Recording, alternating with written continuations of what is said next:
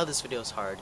I haven't vlogged in a long time, and I never really got vlogging down exactly, but I wanted to make this video on the virgin suicides because I read it. I want to say I loved it, but I didn't love it, but it's hard and I don't know completely what I think about it, because there's so much to think about, and it's on such a terrible and complex subject as suicide. Oh, I don't know. There's almost a comfort in reading a book about a fictional suicide rather than a real suicide, just because people feel like they can prevent suicides. That suicide is something that you can stop. You can talk to people, and you just need to talk to them, and they won't do it. But sometimes they do, and sometimes you feel terrible. And suicide is such a terrible thing. Of someone, how when I've read on it, it's someone trying to escape pain, and they have no other way to stop the pain, and they just don't want to live because their pain can continue, and it's cold, so I might stutter a lot because I'm out. It's 1:30 in the morning and I'm on my lawn recording a video for April 3rd. I don't know. I thought being on my lawn would be fitting, because a lot of the book takes place at night. A lot of the key moments that the boys try to stay up every night to sketch the girls, because at a point, I've already blown it. Because the girls are on lockdown in their house, and all they hang out with each other, and it's dismal conditions that we find to read about. But we don't know, because it's behind the wall, it's inside the house. We can't see into people's houses and into people's lives. And the only way they can reach out is to sneak out and to hide messages and hope that someone is trying to find them and hope that someone's trying to listen. That they go out at 1 and 2 in the morning and after midnight and hide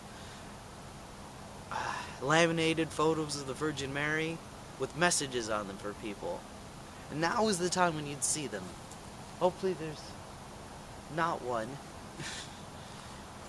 A girl sneaking past my lawn in the middle of the night. Because I live across from a Tyson's and a used car store.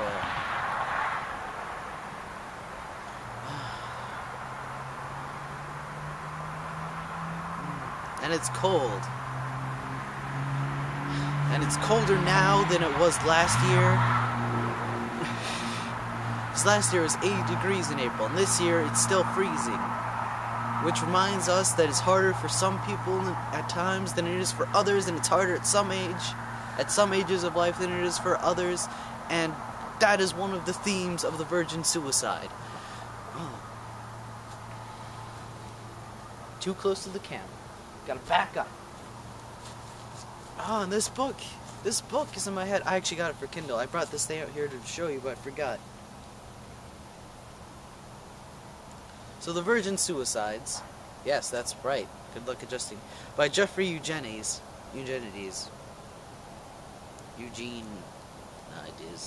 I pronounced this correctly before, but it's cold and I'm outside in the morning.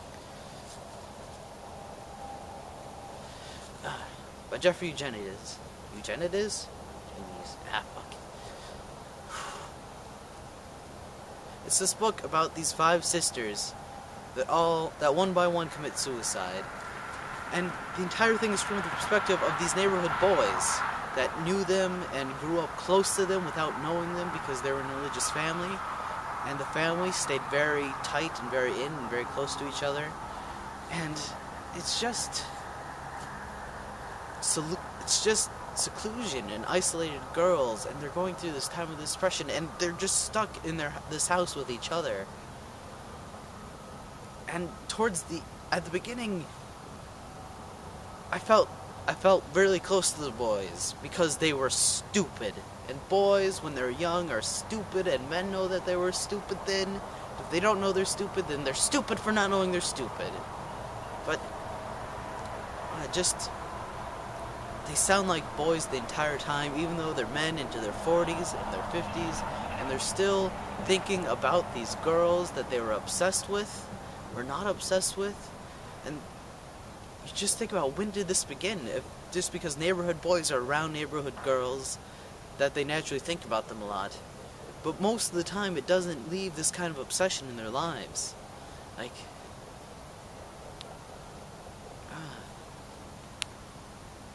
so the boys are kind of stunted in their maturity, and they're mentioning all these details that were important to them, but aren't necessarily important to the reader, and the reader might not care about. And the reader might be like me and rolling their eyes. The one thing that really sticks out in my mind that they mention is one of the boys get into the girl's house, and they make a point to look around for douches, to find a douche, and it must just be a different cultural difference between kids that grew up in the 90s and kids that grew up in the whenever this was, because the first time I heard about the douche, the very next sentence was, "They don't work, I don't know why you know about them still, we should just let them go." And that was in my 2nd grade sex ed class.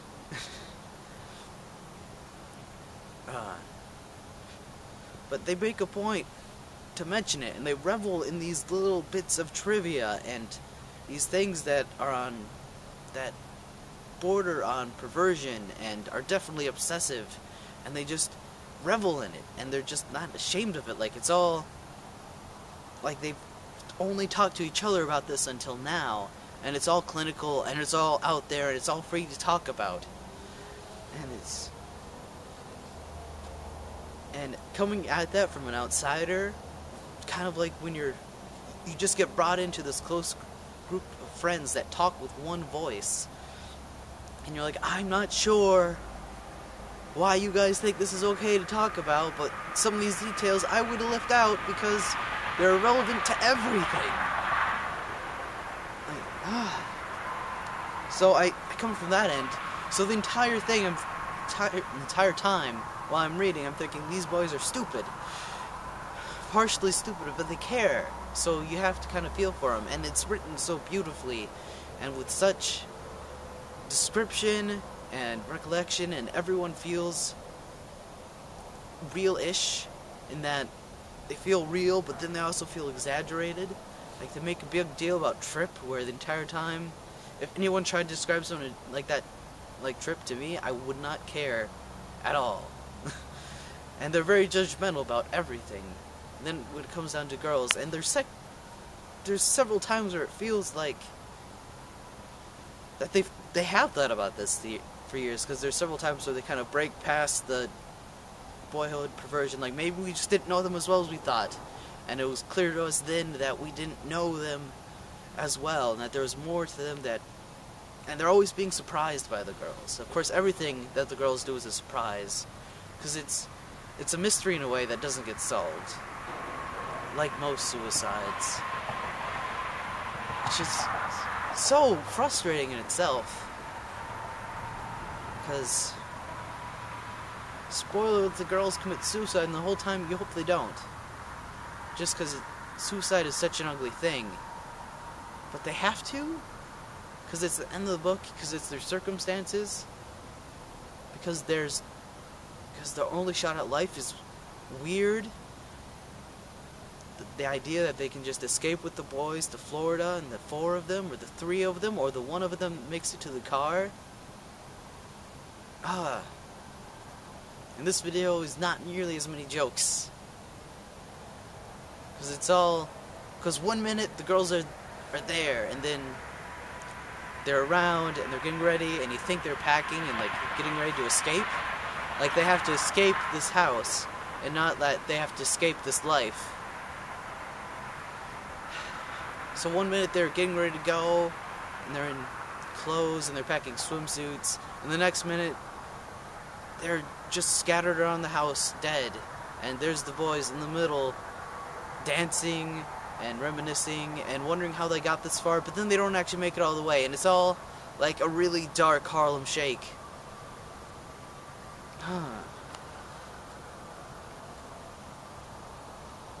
So, this is a messy book, and it's messy because it's kind of true to life, and then it's kind of not. It's a lot simpler. And the boys had to stay stunted, I think, because adults don't dwell on that kind of stuff. As you get older, you kind of develop a kind of apathy towards stories and towards people, to where you find your goals and you say, I'm just going to stick with this goal, I'm going to work this job, I'm going to be with my family. I'm not going to care about the girls that lived out in my neighborhood when I was 7, when I was 8, when I was 12, when I was in high school. I'm just not going to care, because I'm an adult now. My taste has matured. But these guys can't, because if they grow up, then they'll forget about them. So I think the really lasting impact of the virgin suicides, like more than just trying to prevent suicide, which I don't feel like that's... The book has nothing about preventing it. They're not able to help anyone. All of the experts and the adults that go through it, they all fail. Even the boys that obsess about it and want to help them can't and don't at the end. So I think the real lasting impact of the virgin suicides is that suicides affect people. Suicides affect everyone. Not just like in the next year, not just when they make a bench for you, not even the hollow gestures, but there's always people that are deeply affected by our lives or the loss of life. There's always people that don't know, that are left outside your walls, and that can or can't be left in if you have your power or not. It's about the futility of being a child, left to the rigors of your parents, and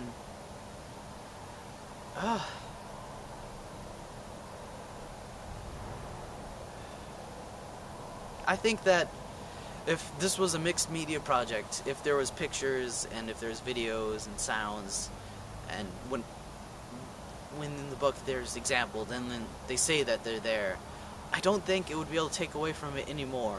I could see how it would be an improvement, just for if someone's not paying attention, just to let the mystery linger on. The pictures of the border-out house, the house when it's clear, and then the house without the fence, and then the house as it goes on. All the things that are mentioned that they pictured are pictured and bordered up, and they're far away, and they feel like you want something more out of them, which is what I feel like the words in themselves do. So I think this could be done really well for people, for mixed media, and it would help. But the book is still amazing as it is. That's amazing. It's not that I like the book, it's just that I am thoroughly impressed and bewildered and frustrated by this book.